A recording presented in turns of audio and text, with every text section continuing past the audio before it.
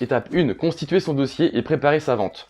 Avoir toutes les informations sous le coude vous évitera un grand nombre de tracas par la suite. Oh, ok là. Dans tous les cas, il vous faudra votre titre de propriété. Si vous ne l'avez pas en votre possession, votre notaire en aura une copie.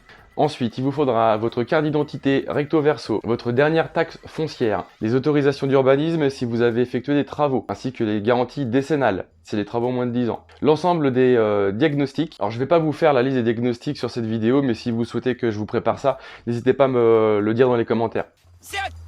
Et n'oubliez pas que depuis le 1er avril, suite à la loi Climat Résilience, si votre bien a un diagnostic énergétique en F ou en G, vous devrez effectuer un audit énergétique, prévoir entre 700 000 euros pour cet audit. Il vous faudra ensuite l'état des risques et des pollutions, aussi appelé ERP, que vous pouvez retrouver sur le site impôts.gouv. Et depuis peu, le carnet d'information du logement.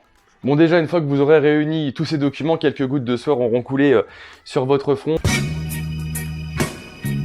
Ce n'est pas fini, vous aurez d'autres documents à réunir si vous êtes dans les cas suivants. Le règlement de copropriété, l'état descriptif de division, ainsi que la fiche signalétique de la copropriété. Et c'est pas fini. Et ça continue encore et encore. Si le bien est vendu loué, il faudrait une copie du bail en cours, le courrier de congé pour vente et sa preuve de réception ou courrier de préavis du locataire, ainsi que l'état des lieux d'entrée et de sortie. Et c'est pas fini. C'est que le début, d'accord, d'accord. Si votre bien a moins de 10 ans, il vous faudra le permis de construire, la déclaration d'achèvement des travaux, la conformité ou la non-opposition au permis de construire, une attestation dommage-ouvrage, ou s'il n'y en a pas, toutes les garanties décennales des artisans intervenus sur le chantier. Dans le cas d'une vente d'un terrain, le certificat d'urbanisme, s'il y a une division, la déclaration préalable et pour finir, les règles d'urbanisme de la zone. Voilà, ça doit faire à peu près l'épaisseur d'un petit Robert pour ceux qui ont connu les dictionnaires.